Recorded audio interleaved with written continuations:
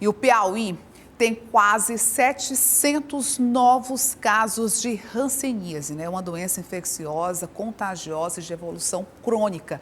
E neste mês, a campanha Maio Roxo dissemina informações sobre essa condição que atinge principalmente a pele, as mucosas e os nervos periféricos, o que pode levar a lesões neurais.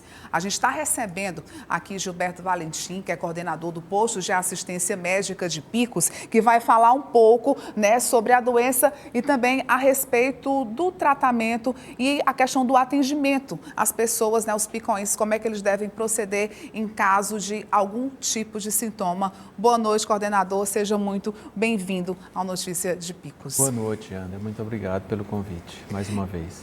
E a gente sabe que a hanseníase, podemos dizer que é uma doença silenciosa, Os primeiros sintomas, às vezes eles passam despercebidos. Enquanto o paciente vai ser diagnosticado, esse diagnóstico ele vem de forma tardia, o que dificulta muita coisa, coordenador? Inclusive a questão da cura.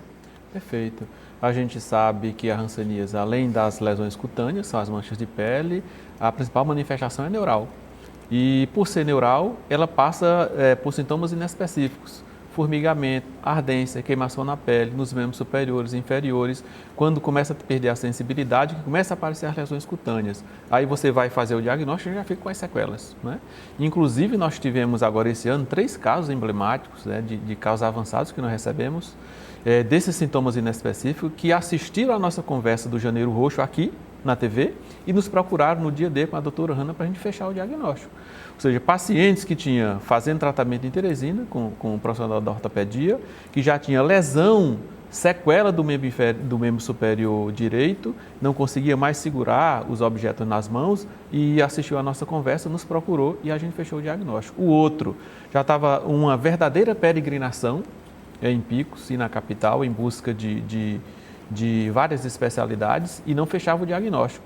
E já estava totalmente edemaciado do uso de corticoide por outras queixas, dos sintomas inespecíficos da hanseníase, porque ele não tinha lesão de pele, só lesão neural e alteração de sensibilidade dos membros inferiores.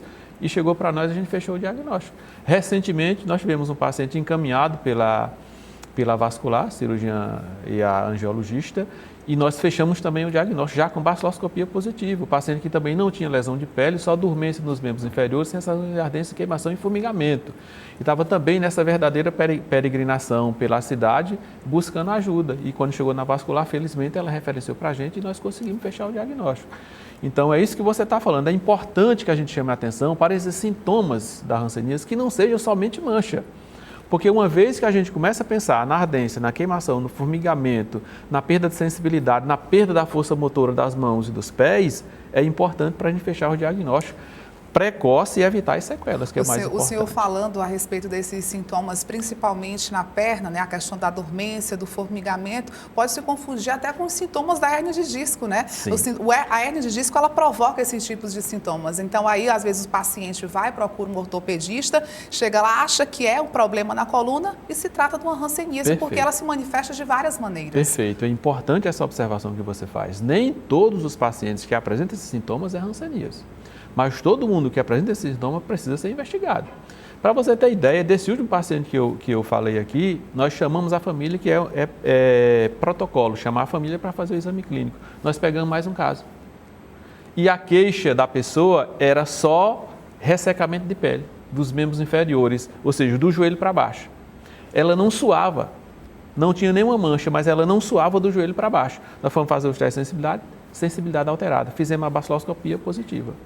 Vamos tratar e certamente não ficará com nenhuma sequela, mas é importante que a gente abra esse leque de discussão, abra esse olhar clínico, abra essa visão mais holística para a hanseníase, que não seja essa mancha, para que a gente possa trazer esses casos para a unidade, para a gente tratar o mais cedo possível. Até porque existem 2 formas, de hanseníase. E a mais comum dela é aquela contagiosa, que fica transmitindo para as pessoas, para outros.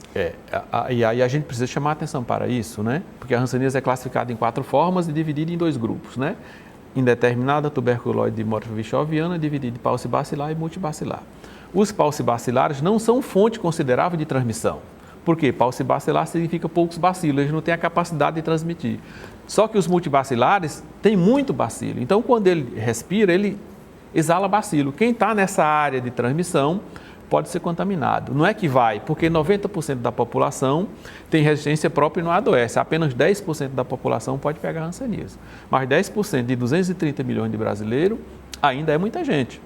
No Piauí, a gente tem aqui o segundo do Nordeste, o sexto da federação em caso de hanseníase. O Brasil é o segundo do mundo e o primeiro nas Américas em caso de hanseníase. Então, nós temos muita hanseníase e precisamos buscar esses casos.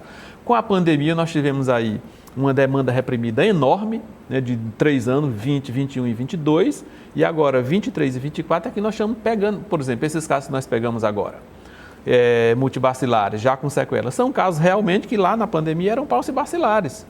E agora começou o processo de transmissão e já contaminou outras pessoas, porque entre eles pegamos um contato já contaminado. Então inclusive, é importante. O nosso município registrou esse aumento de casos, não é isso? Inclusive, nós tivemos 28 casos durante todo o ano de 2023 e agora, só nos primeiros 4 meses, nós já temos 13 casos de hanseníase. 84% multibacilar, forma transmissível, né? Então, nós temos muito o que fazer. A gente vai acompanhar agora na cartela aí a questão dos dados, em relação à hanseníase aqui no município de Picos. Olha aí, como o coordenador falou, no ano de 2023, 28 casos foram registrados no município e 71% desses casos são multibacelares, que é a forma que ele estava explicando aqui, a forma onde esses pacientes começam a transmitir para outras pessoas. E também a gente pode considerar que são os casos mais graves dessa doença, né, coordenador? Sim, sem dúvida. Quando o paciente chega na forma multibacilar, ele já tem a doença há no mínimo 3 anos. Não é?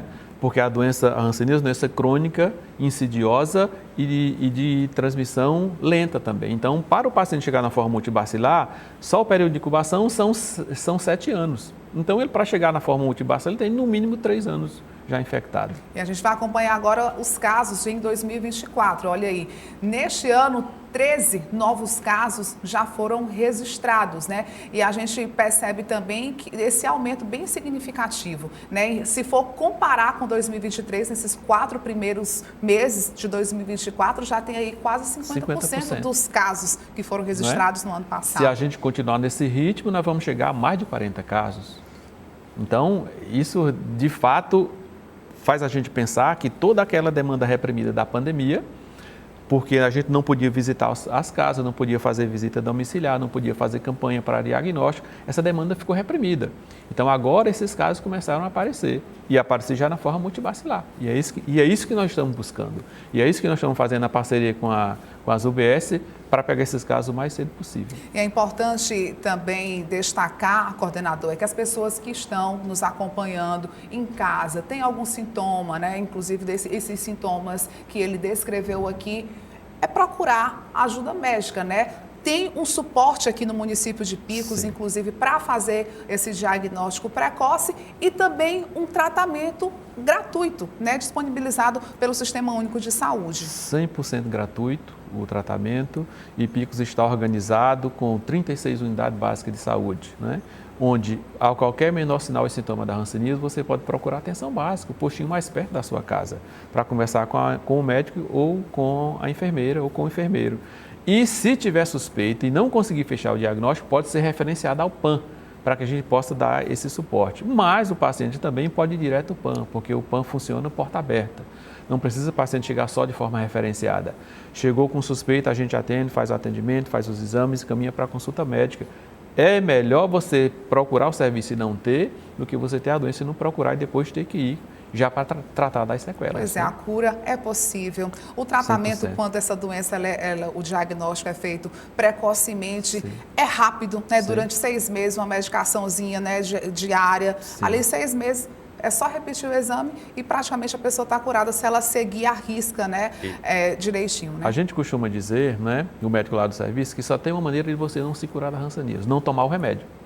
Se tomar o remédio é 100% de cura, né? Então, lembrando que os paucibacilares, como você falou, a gente trata de 6 meses, o multibacilar a gente trata de 12 meses.